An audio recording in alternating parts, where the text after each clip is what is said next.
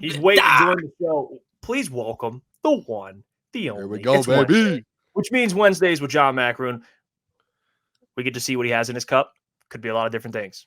I've Well, got welcome my on the show. Publisher of All Lions, host of the Detroit Sports Podcast. Please welcome in Mr. John Maakaron, the Doc. John, welcome to the program. What's going on, my man?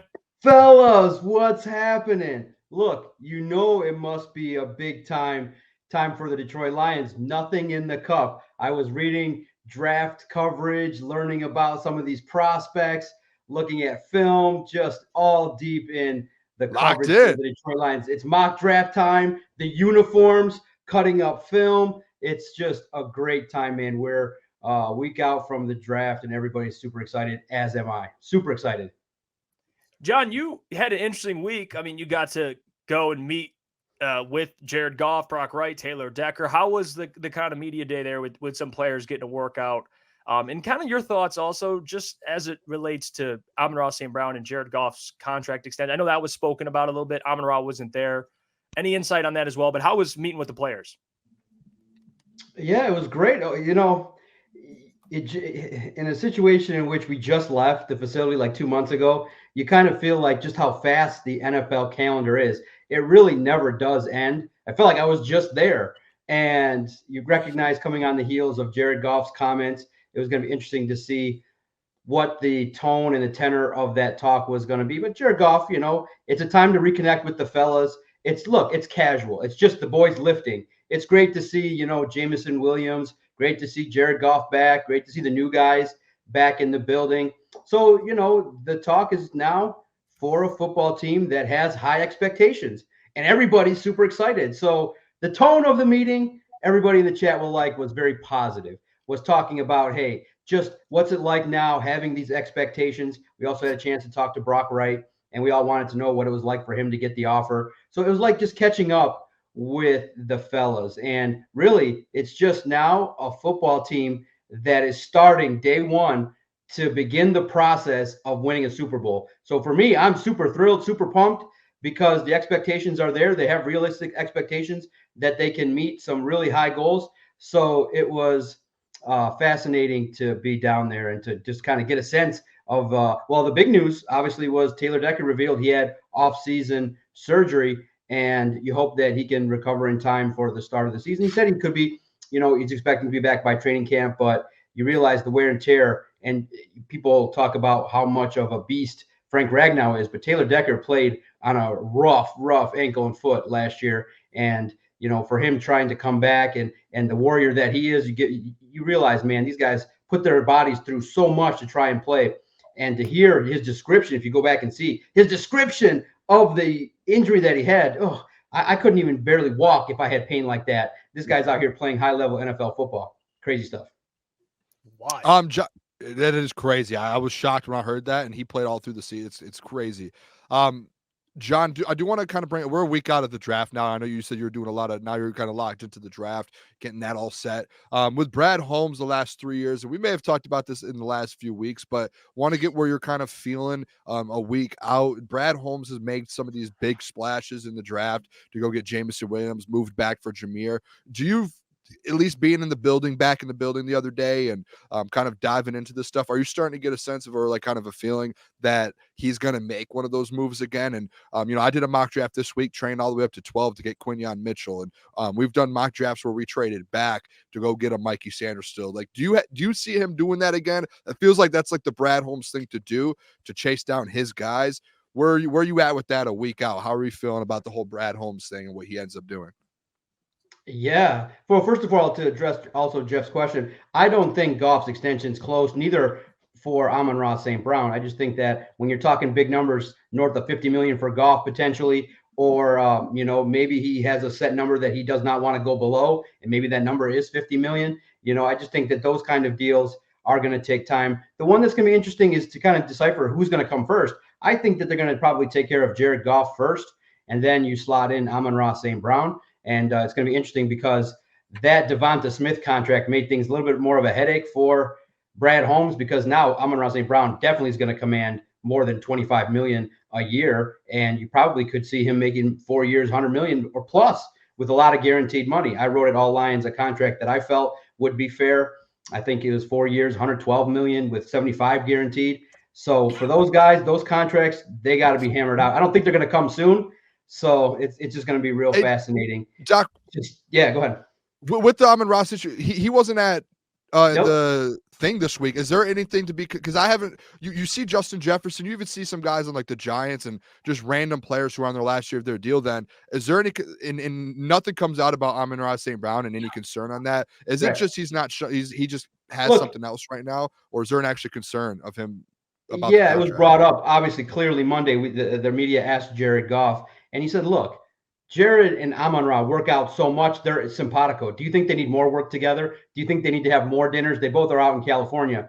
Amon-Ra can do whatever he wants. I'm not concerned. Do I think it's contract related? No. I think that Amon-Ra is a true pro, and he will not do anything to make waves. He doesn't need to come to voluntary workouts. The man, look at him.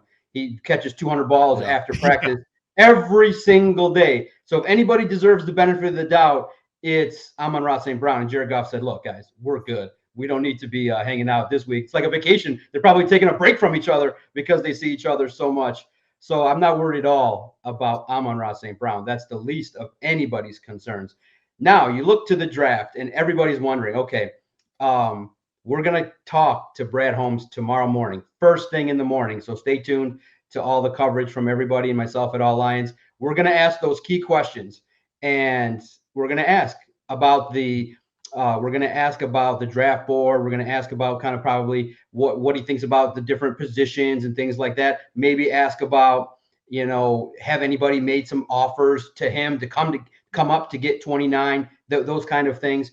But, it's going to be interesting because it's hard to predict if they're going to move up at this point, because when you look at it, everybody's board that we're kind of evaluating is just based on the media's perception of what team needs are. Everybody's NFL draft board is completely different. And I know we have the common names we're all exploring, but there are probably some names on there for Brad Holmes that he's graded a first-round pick that nobody's talked about. So if there's a player that they love and they have any doubts that he's not going to be there, there's no doubt about it. Brad Holmes will do whatever it takes. Daniel Jeremiah, we were on a call with him earlier today. He said, look, it's time.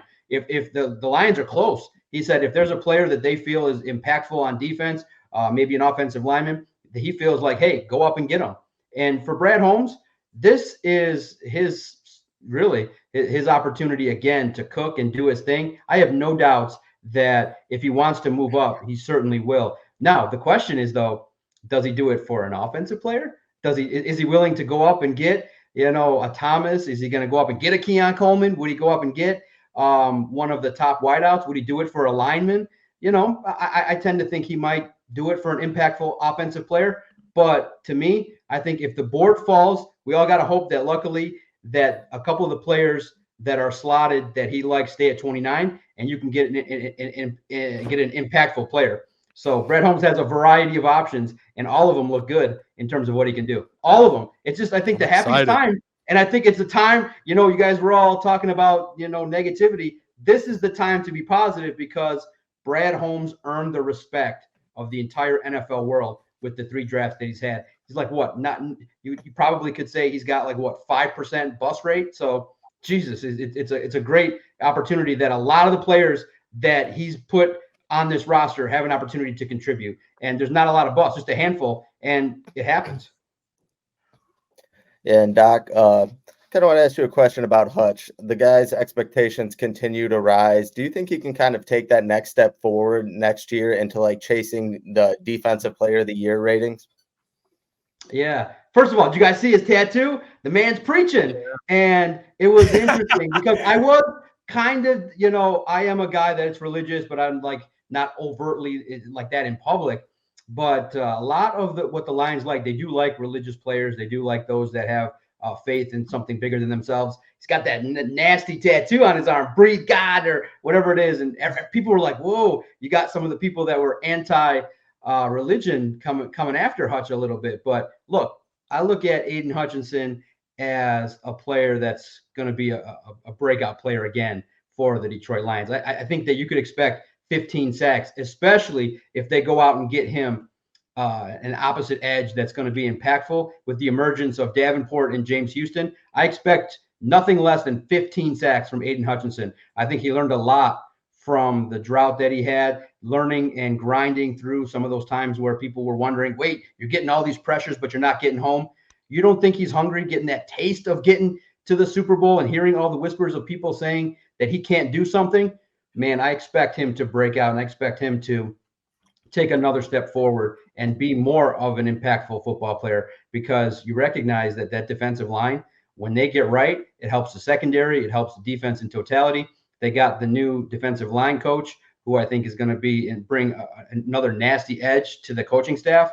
So I think Aiden Hutchinson, it's time to buy stock in him and really kind of slow down on the criticism, because he's only 2 years into the league, got a lot of attention from offensive linemen, and didn't have as much help as that you would expect along the defensive line. Now, when you give him that help, look out. I think he's going to cook, and I think he's going to be one of the guys to talk about in terms of defensive MVP and all-pro, no doubt about it.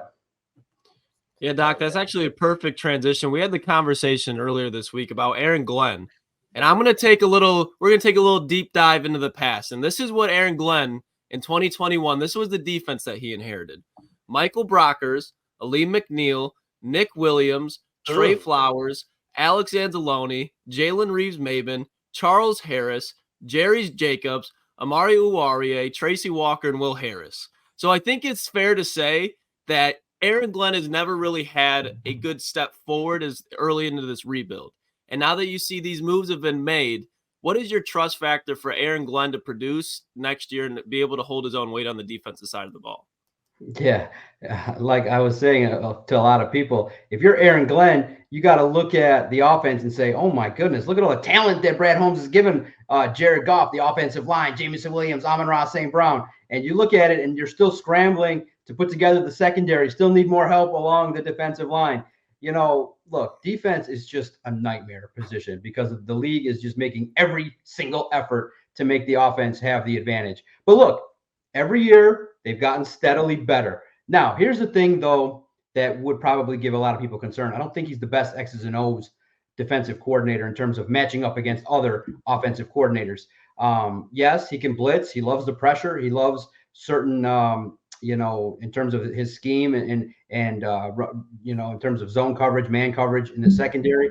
But I look at Aaron Glenn and I say, look, man, when you see an individual that's that aggressive and gritty and can, really he's trying to tailor a scheme that fits the talent. And last year in the secondary, he was forced to, bring a lot more pressure because anytime the team would play man, it just wasn't great with Jerry Jacobs and Cam Sutton. They gave up far too many yards. He had to adapt and do a bunch of different things to try and make up for it. And that involved bringing down the safety, a lot more blitzes.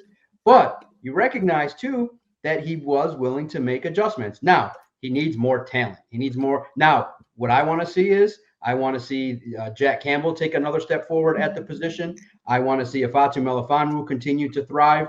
I want to see this. Now that you got probably cornerbacks that you, Aaron Glenn, probably weighed in on and supported, I want to see the secondary perform at a better level. And even though, he's more of a guy that's known for the secondary, that you're still in charge of the defensive line, and they didn't bring enough pressure at times throughout the year. It was inconsistent. So he has room for improvement. And I think, too, he'll take it personally that he's kind of known as the afterthought interview in these NFL coaching interviews. I think that people are talking way more about Ben Johnson. But Ben Johnson openly said, hey, I know everyone's talking about me and everyone's giving me the respect and all that, but I'm not as good as an offensive coordinator if I didn't have to match wits with Aaron Glenn. And I think that he's going to evolve and continue to get better. And you're looking for this defense to get into the top 15. And I think they can do it, but can they get into the top 10? That's yet to be determined. I'd love to hear that. And John, speaking of like the pressure thing, you brought it up. We've spoken about James Houston, and a lot of us just kind of assume like the Lions, I think priority, at least for fans, we're all in the consensus is trade up for an edge. But then there's also, I believe Colton Pouncey was talking about, well, maybe Brad Holmes has a lot more belief in James Houston than people understand. Where are you at with James Houston? And what do you think? Because they signed Davenport. They got some guys they like. I still believe they need another edge, but Do you believe Brad has as much faith in James Houston as maybe some people think, or do you think the edge is something that you believe maybe Brad will try and grab, knowing that, like you said, pressure you can never have enough defensive linemen, John.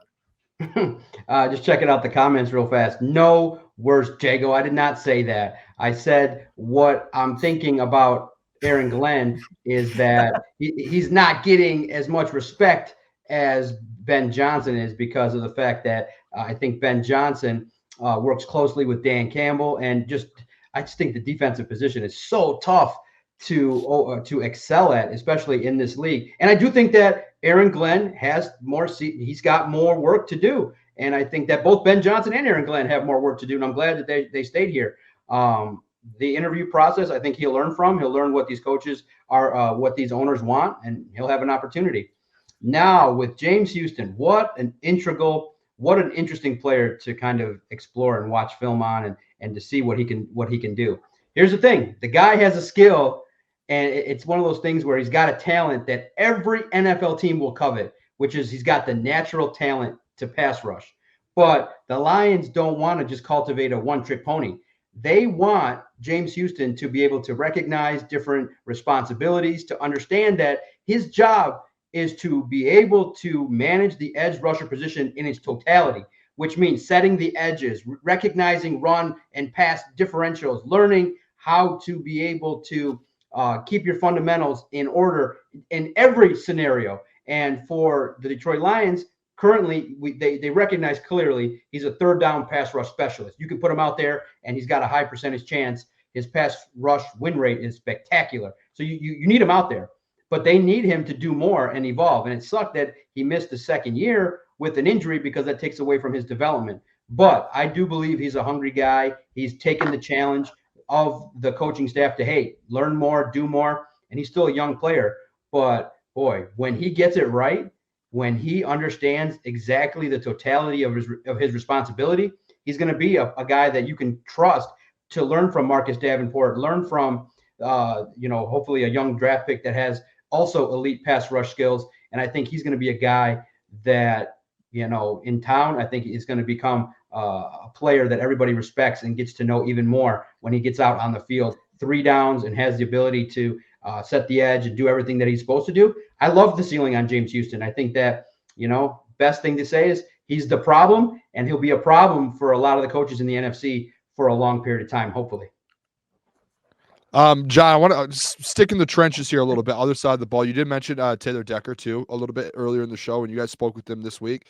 There was the conversation that came up about his contract, and I want to bring this up because I did hear today Bill Belichick bring up how he thinks this is a very, very deep offensive tackle draft. Where are you at, and what is the feeling, do you think, with this whole Taylor Decker situation? He did say that both sides, it's mutual. They're trying to figure something out for an extension.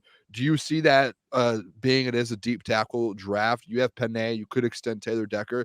Do they look at tackle at all if some guys fall with as deep as this draft is, or do you think this, hey, move, because we talked about this on the show yesterday, or just might as well move on with Taylor Decker, sign a couple-year deal, a couple-year extension to move on? Are you in the same spot as kind of where we are with that, or? Booner, are you trying to ruin the vibe? Are you trying to get me in trouble with the Decker Pecker? Come on. I didn't even realize that Decker Pecker was in the chat right now. I want to very clear. I want Taylor Decker in Detroit. I thought this was the portion of the show we get to pivot and talk about me a little bit more. It's been a little bit, but no, let me talk about Taylor Decker. First and foremost, all due respect for his run in Detroit. Okay, he's had to deal with people like me talking about trading him, talking about, making him expendable. All he's done is come out and protected Jared Goff and has been a player that is reliable and is gritty and is somebody that you can count on to do the job. But here's the thing. I think he plays out. Look, he said that they've had preliminary talks, and I just think that you just let him play out this year and you move on. And that's where I do think that they will potentially look at, the Lions should look at potentially looking at his replacement. Because here's the thing. Taylor Decker's older now too. Sometimes you also have to pay attention to the fact that he's revealed that he's dealt with a significant foot injury. Now he's feeling better, feels incredible. But you think the wear and tear of another season of playing football at this level, I just think that potentially, he wants to so desperately play his entire career in Detroit. That's going to be a very interesting decision from Brad Holmes. Now, if it's me, okay, just me, I'm a little more cutthroat. I'm like, okay, the limit at offensive line is 30, 31. I'm going with a much younger offensive line unit. Brad Holmes thinks a little differently. Hey, no problem. Got Zeitler, got Graham Glasgow, and Taylor Decker above the age of 30. So it's going to be interesting to see how that all gels. I think he's going to play his heart out, and I think the Lions should wait and see before they offer him more money. I think that he's got a nice, healthy cap hit. He's done the Lions a favor before by adjusting his contract, but I just think that this is a natural situation. You let him play out his deal, one more run at it, and then you respectfully move on. It's the toughest thing because you have options. You potentially could move Penei Sewell over to the left side and draft, I think it might be easier to cultivate and develop a right tackle than it would be a left tackle. And you got Penei Sewell as well. So it's something that we'll talk about maybe here or next week, because I did a podcast earlier today and I started to bring up the question, who's the odd man out? Because look at the names: Aiden Hutchinson, Jameson Williams, AmonRa Brown, Jared Goff, Taylor Decker. All these guys are going to start commanding hefty contracts. So I posed the question to my co-host, who's the odd man out? Who's the guy that's going to be voted off the island? Could be Taylor Decker. Now, I said something that maybe, will upset people when it comes out, but I said it could be Jameson Williams. Not because he stinks as a player, but because you can replace a wide receiver that has talent and speed, I think, a little easier than an offensive lineman or somebody else. So I expect Jameson Williams to ball out, but if he's going to start wanting to command 25 million and upwards of those kind of numbers, Aiden's going to break the bank. Penei's going to break the bank. My thinking is that, hey, if Jameson Williams, the ultimate pressure is on him. If he doesn't start to show that, hey, he can do some things, he might be the odd man out. But Taylor Decker, I think that he deserves respect. Probably doesn't deserve all the trade talk, but look, I put him on all the cap casualty lists, each and every article, because his number is so high, 19 million. You potentially could save some money moving forward. And look, I want to see Brad Holmes, cap wizard here, try to maneuver all these numbers in the next couple of years. The cap does go up, but not to the point where you can pay every single person north of $20 million. So I do think potentially this could be Taylor Decker's last year in Detroit. Interesting name to throw in there just to think about in the future. Ali McNeil. He's someone who's due for an extension. Haven't heard that out yet. Yeah, that's Kirby a too. big Kirby. There's a couple names that some guys are going to have to walk, and Aleem to me is. It is early. It is early to have those talks, but you got to think about it. Now the players are going to start commanding big dollars, and it's a little simpler to negotiate a bunch of young rookies on their first contract. Now, when you start having those young guys wanting money, you're going to have to get creative with the fifth year, the fifth year options. Those signing bonuses add up pretty quickly, and you still want money for a rainy day. So yes, you can extend the cap down the road for a long period of time, but that's when you end up maybe losing multiple good players. So that's why this draft is also, every draft is important, but this one is going to be very important for Brad Holmes because it's going to continue to restock the talent. And I'm very curious to see which positions get restocked. Yeah, you're paying Penei Sewell, a top tackle in the league. He should play left tackle. Set the market. You put that man at left tackle. It's an interesting conversation to have about all these players. There's a lot of dudes on this team right now that are on their first year deal. There's going to be a lot of decisions in the next 12 months. Yep. And John, we talked about it a little bit earlier. Roman Wilson had a visit with the Lions. How do you like the fit with Roman Wilson in the Lions offense? Or do you think they need to go out and kind of get a true X wide receiver? Well, personally, I hate Roman Wilson because I'm a state guy. So I saw that guy get open every single freaking – I had to watch Michigan intently because the Spartans were god-awful. And who so was you got to see how good he was.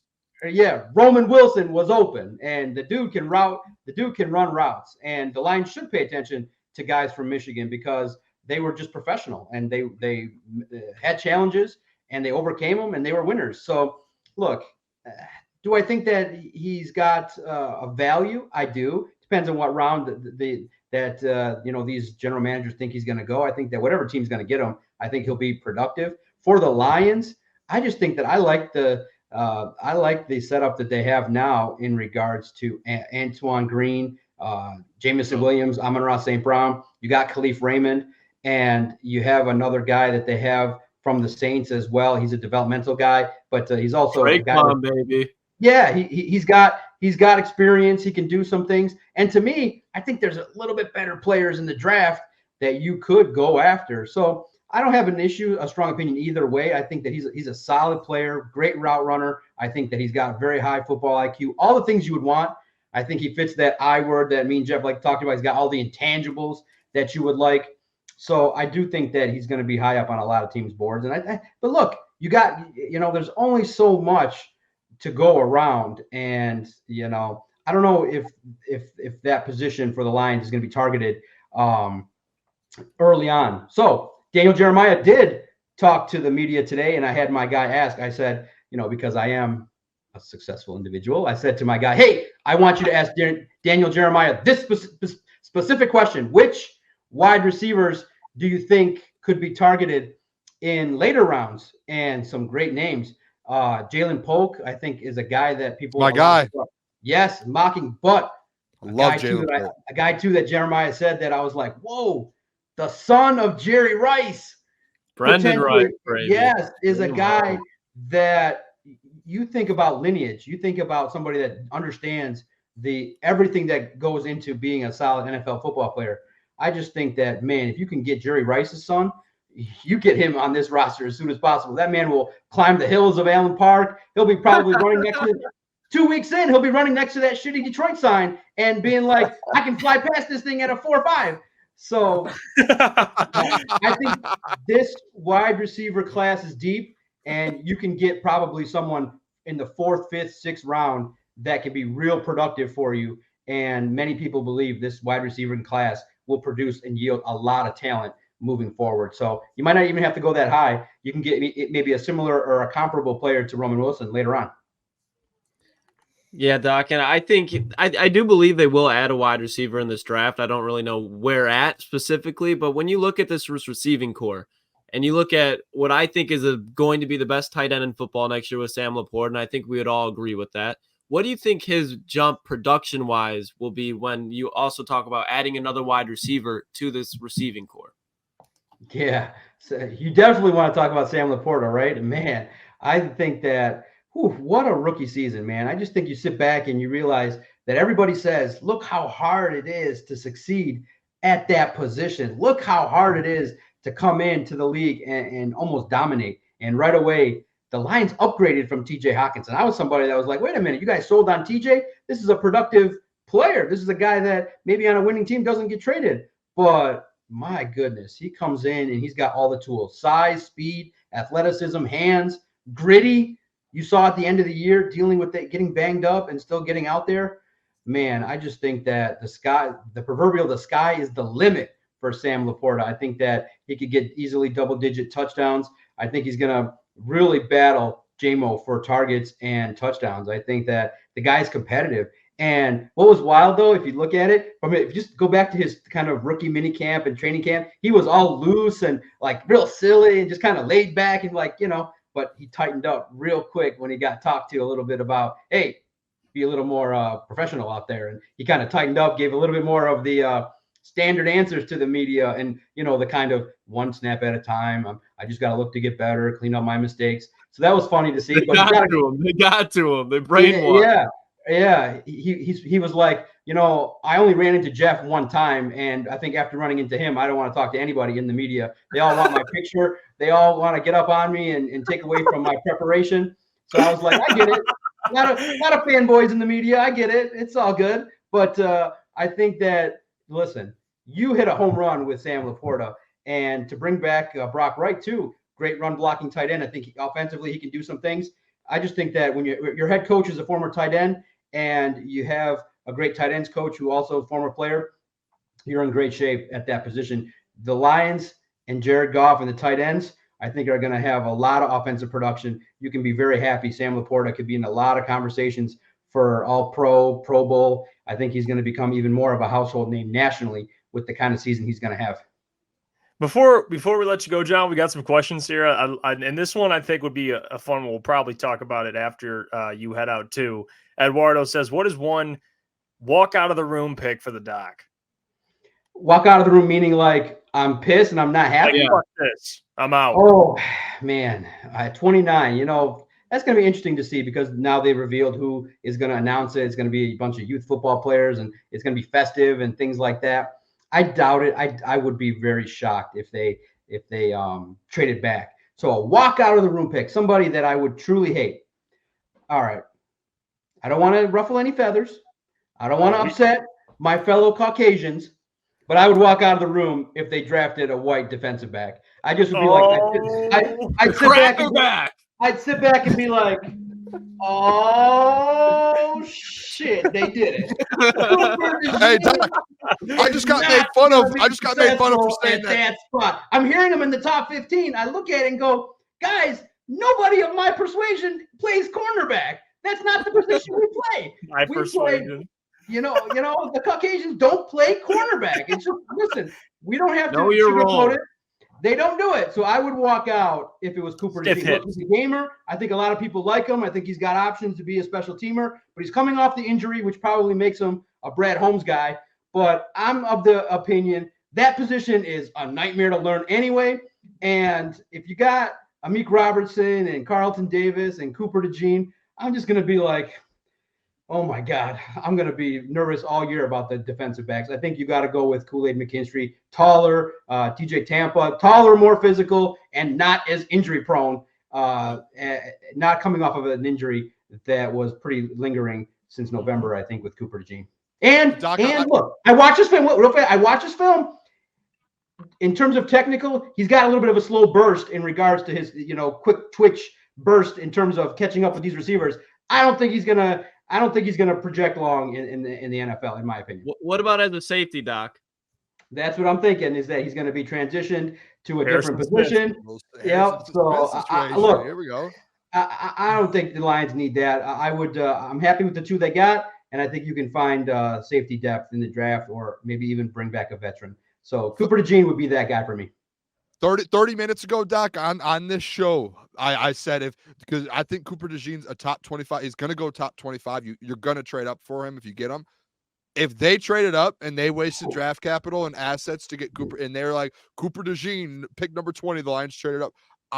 That might be one of the only things. And I'm a Brad, me, Doc, you know me. I'm a Brad Holmes stan. I'm the Booner path. That's probably something on our live show I would look over. I might throw my mic down. I might dump my Kool-Aid on the floor. I don't know how my reaction would be, but I would not be Kool-Aid, Boone. Would not be a happy camper. I would not. I'll let that be known. All it took was a white DB, shook up the entire Booner path. That's a shame. It all crumbled. Yeah, it all crumbled. I need to prepare to stay under control just in case that does happen, so I can lock in here, Booner. That's your Nate Wiggins, Boone. It might be. Yeah. John, this is why it's so great you're on, because I saw this on Twitter too. Can you just clarify the rumors? The Dick's Sporting Goods, this is like an annual thing with these jerseys. Like what? No. Okay. Listen, Dick's does not release the Lions uniform. And look, the Lions are playing the game. They're teasing it. They're getting everybody riled up. But I love the sleuths out there on the internet. You guys are doing your thing. You want to know early.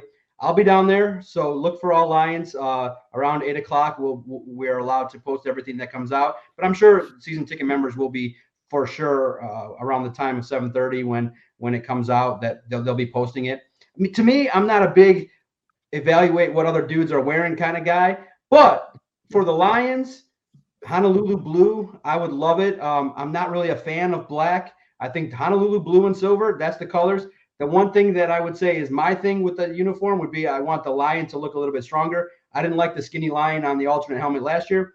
Boom. I want it to be bold, Honolulu blue, and get out there and win. To me, the uniform, it's great to write about, to learn the history. We have the history of the Lions uniforms, and we ranked them at all Lions, to read all that and to see the evolution of the jerseys. But to me, remove the WCF, remove anything that reminds people of the SOL era, and let's just keep it to where I'm hoping that the fan base that really clamor for that are excited about it. Because you guys are the ones that are going to pay the $150 for it. So my era of jerseys was over. Because guess what my run was? You guys want to think about this? My 3 jersey run was Charlie Batch, Joey Harrington, and Charles Rogers. So I was like, what am I doing with my money? And I said, forget it. And I stopped buying Lions jerseys a long time ago. That might be a curse there, Doc. The NFL for way too long. He was one of the worst quarterback. Him and Curtis Painter. I don't know if you guys remember Curtis Painter when Indy was terrible. The 2 worst NFL starters I've ever seen in my life. John, what's up with the black unis? All right, we like them. I get it. A lot of players say, "Hey, we win more games with the black unis, more ferocious." The symbolic, psychological nature of black. But the Lions colors to me are Honolulu blue and silver. That's what it is. Honolulu blue Kool-Aid. I don't think of black. I think of obviously the numbers, the lettering, and all that black trim and stuff like that. But to me, the Lions colors are Honolulu blue and silver. So to me, I'm not really a fan of the all black. It seems different. That would be a true change, in my opinion. I'm just not a fan. Still love you, John. It's all good, man. It's all good. What about all whites, though, John? What's that? What about all whites? Ooh, I like the all whites. I think they play well in those. And Jared Goff rocks that, man. He's out there doing his thing. And I think the fans, this group of Lions content creators and all the behind the scenes people, they know what the Lions like. They know the fan base. And I do think that I did a podcast earlier today, and I asked, like, hey, do you think the Lions will will give the fans what they want? And I think they will. I don't think that they're going to upset the fan base, knowing how big and hyped up this is. They'll deliver, and Thursday night you all will react live to it and have a good time with it. It's another brutal duo right there. By Roy Williams, Dante Culpepper. Yeah. And it's just, John, as long as we don't get a new helmet and then you just put it right on the gray unis. I thought that was ugly. That's just my opinion. Right. No pajamas. No stinky pajamas. No, please not. Please check out John's stuff. John, we appreciate you Wednesdays. Appreciate you, John. John Maakaron, publisher of All Lions, host of the Detroit Sports Podcast. Join us every Wednesday. Can't wait till next Wednesday, John. Day before the draft. It'll be a great show, but we'll catch you then. We appreciate you. Yeah, absolutely, guys. Thank you for having me. Thank you for still inviting me after I went on. You're always you are going anywhere, Doc. Listen, no, I got you. Listen, I saw the comments. I chimed in a little bit. No worries on that front.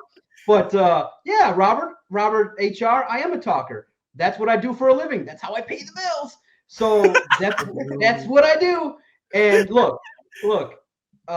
If you guys probably get a sense of who I am. That was a tequila-filled rant of me talking about myself. Yeah. Hey, it happens, but in the end, I put in 10 years of work and I just let it all out on your guys' show. So I gave you the respect of doing that, but I can tell that the audience is not going to be fond of a middle-aged guy just talking about how great he is. But I will say this: if you get a chance ever to do it, it's very, very much. It was rewarding. I felt so good afterwards. I was like, holy shit! I just aired out everything I wanted to say for 10 years online with the guys that I respect. So I appreciate the airtime. And look, I will say this though. Okay, a little inside baseball. When I left, some dude dropped $10 to you guys to not put me on the air.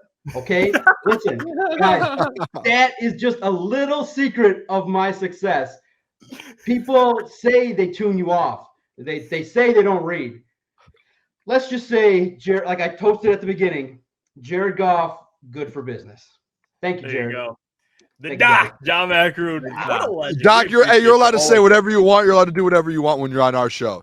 Absolutely. I always will. I don't care what the people say. I don't either. I love the chat. I love Eduardo. Man, that guy's great. That guy's made coming to work every single day fun. Listen, I look forward to it. I look forward to next week. It's going to be fun. Like I said, I listen to you guys. You guys are doing it. You guys are rocking it out. And I can't wait to hear more of your takes. Maybe less mock drafts. I think that's not your guys' strong suit. I think you guys got to move away from the mock drafts and do something else. Doc. Yeah, do you want to hear more? Do you want to hear more about the Booner path? That's what you're looking for? Some JJ McCarthy? I'm ready. Oh, Lord, what is it? He's gone. He's like, I'm ready to get the fuck out of here now. It's like you get him for a little bit and it's gone.